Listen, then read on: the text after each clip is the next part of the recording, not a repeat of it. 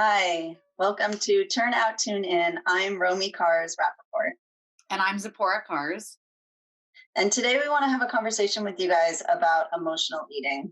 So we know that we don't have our normal outlets right now, especially as dancers getting into a ballet studio and having this be our time to really work physically, but also have that emotional, mental outlet. And so it seems like this is a time where that emotional eating can kind of creep up on us.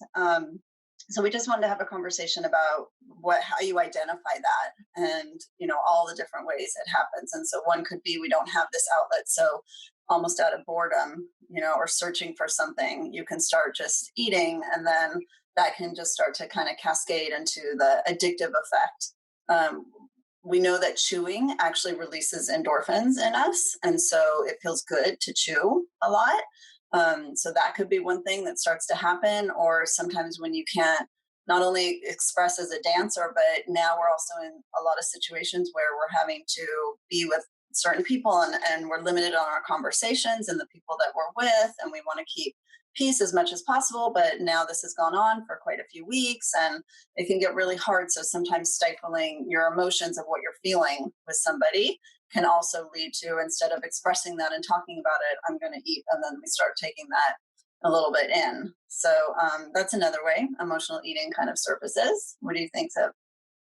Well, I know for me, it definitely does. It's not just being home. I have type 1 diabetes. So I know for myself throughout my existence and life with type 1 diabetes, when my blood sugars are off, so are my cravings. And so while I might crave a certain food when my blood sugars are good, when they're off, I really have no control and I really can't stop eating. But what I find too, it's what you eat also.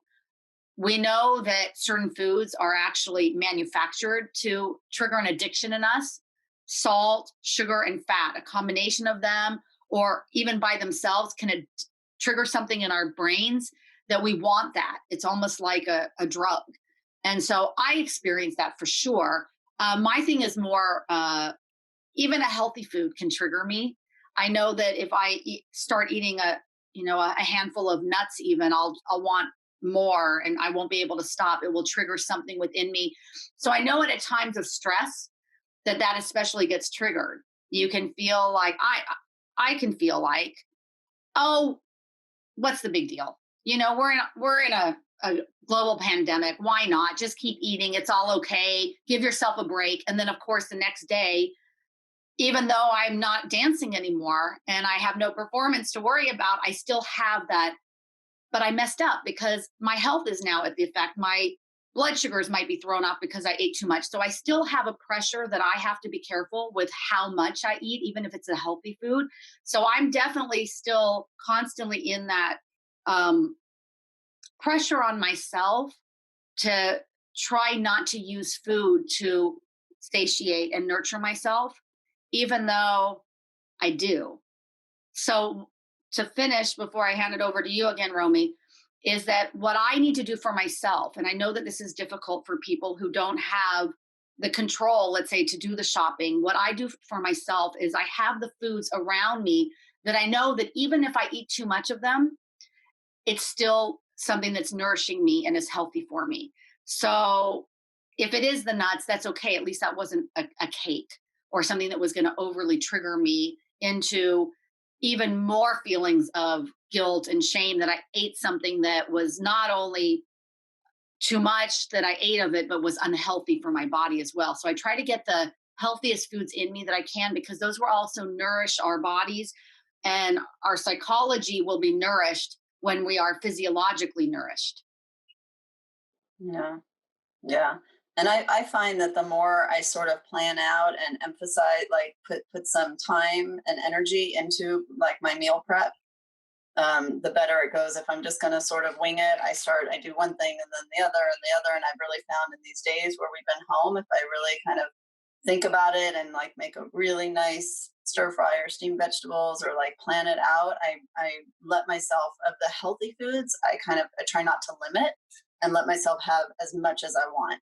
so that, if that's possible and we have enough of it, I just tell myself, okay, sweet potato, you can eat as much of this, or this big stir fry vegetable, like eat as much of that. And that's something I won't feel guilty about. And I usually find that then the nourishment really got into me, and then I'm going to crave less of something sweeter or saltier or something later.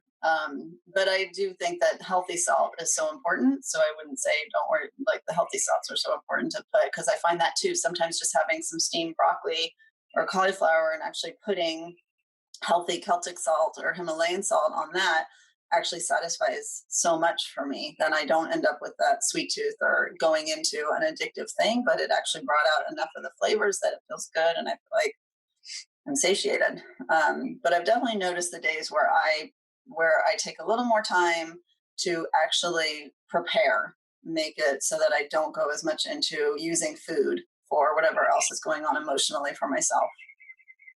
And I think that that's really important, Romy, in that what I say to people with diabetes, as I always say, is try to figure out what it is you're craving. Do you crave the crunchy or the salty or the creamy, chewy, tangy, whatever it is you're craving, and try to find the healthiest alternative of what you're craving.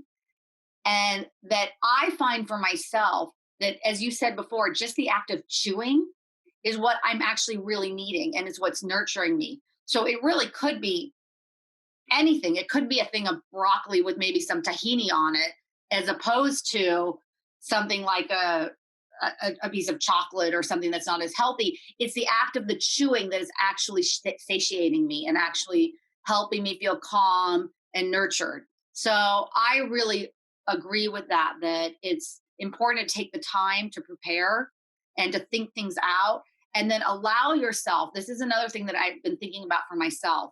It's not about not eating.